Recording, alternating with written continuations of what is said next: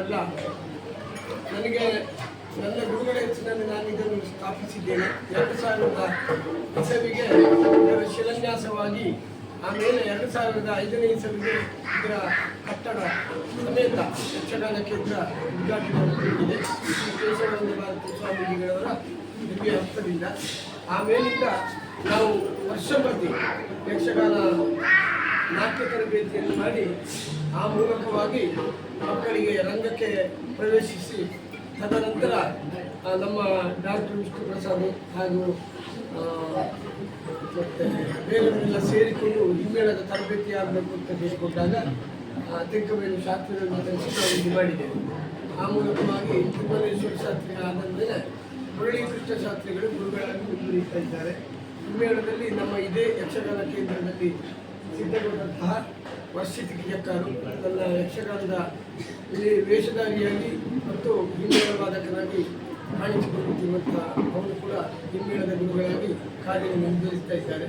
ಇದೀಗ ನಮ್ಮ ಪುರೋಹಿತರ ಮೂಲಕವಾಗಿ ನಾನು ಒಂದು ದಿವಸವನ್ನು ನೋಡಿ ಗಣಪತಿ ಹೋಮ ದುರ್ಗಾಪೂಜೆ ಇದೀಗ ಆರಂಭಗೊಂಡಿದೆ.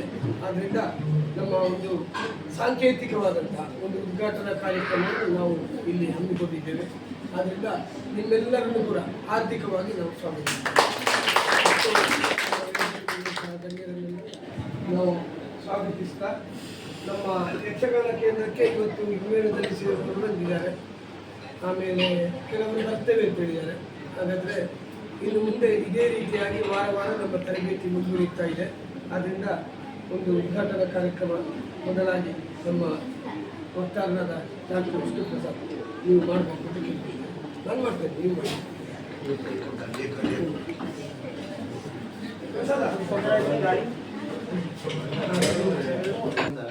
ನಮ್ಮ ಈ ಸಾಲಿನ ನಾಟ್ಯ ತರಬೇತಿ ಒಟ್ಟಿಗೆ ಮಾಡಿದ ತರಬೇತಿ ಈಗ ಉದ್ಘಾಟನೆಗೊಳಿಸಿದೆ.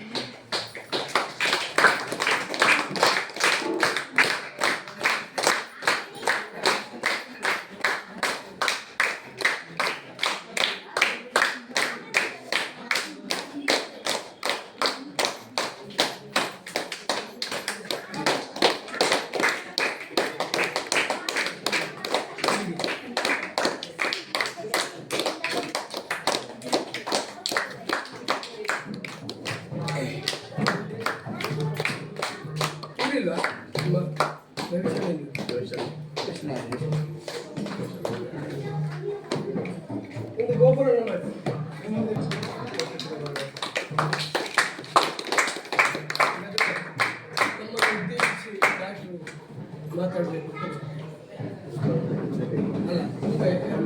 ಅಲ್ಲಿಗೆ ಧನ್ಯವಾದ. ಬೇಸಗೆ ವಾರ್ಷಿಕ ಪರೀಕ್ಷಾವಧಿಯ ಸಂದರ್ಭದಲ್ಲಿ ಅಲ್ಪಾವಧಿಗೆ ಸ್ಥಗಿತಗೊಂಡಿದ್ದಂತಹ ನಮ್ಮ ಕೇಂದ್ರದ ನಾಟ್ಯ ಮತ್ತು ಹಿಮ್ಮೇಳ ತರಗತಿಗಳು ಇಂದಿನ ಅಕ್ಷಯ ತೃತೀಯದ ಶುಭ ದಿನದಂದು ಪುನರಾರಂಭಗೊಂಡಿದೆ.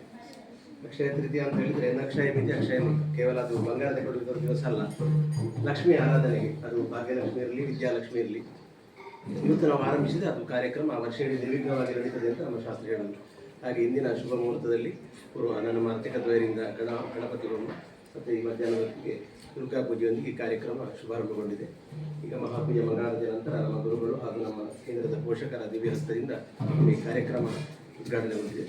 ಈ ವರ್ಷದಲ್ಲಿ ಅತ್ಯಧಿಕ ಸಂಖ್ಯೆಯಲ್ಲಿ ವಿದ್ಯಾರ್ಥಿಗಳು ಸೇರ್ಪಡೆಗೊಂಡು ನಮ್ಮ ಈ ನಾಟ್ಯ ತರಬೇತಿ ಕೇಂದ್ರದ ಈ ಕಲಿಕಾ ಕ್ರಮವು ನಿರ್ವಿಘ್ನವಾಗಿ ನಡೆಯಲಿ, ವಿದ್ಯಾರ್ಥಿಗಳು ಒಳ್ಳೆಯ ರೀತಿಯಲ್ಲಿ ತರಬೇತಿ ಹೊಂದಿ ಉತ್ತಮ ಕಲಾವಿದರಾಗಿ ರೂಪುಗೊಳ್ಳಿ ಅಂತೇಳಿ ಬಂದಂಥ ನಿಮಗೆಲ್ಲರಿಗೂ ನಾನು ಮತ್ತೊಮ್ಮೆ ಕೃತಜ್ಞತೆಗಳು ತಿಳಿಸ್ತಾ, ನಮ್ಮ ಗುರುಗಳಿಗೆ, ಪೋಷಕರಿಗೆ ಹಾಗೂ ಮತ್ತು ಎಲ್ಲರಿಗೂ ನಮಸ್ಕಾರಗಳು ತಿಳಿಸ್ತಾ ಮಾತಿನಿಂದ ವಿರಮಿಸ್ತೇನೆ. ಎಲ್ಲರಿಗೂ ಧನ್ಯವಾದ. ನಿಮ್ಮನ್ನು ದೇವರಿದ್ರು ಪ್ರಾರ್ಥನೆ ಮಾಡಿ ಸೇರಿಸ್ತೇವೆ.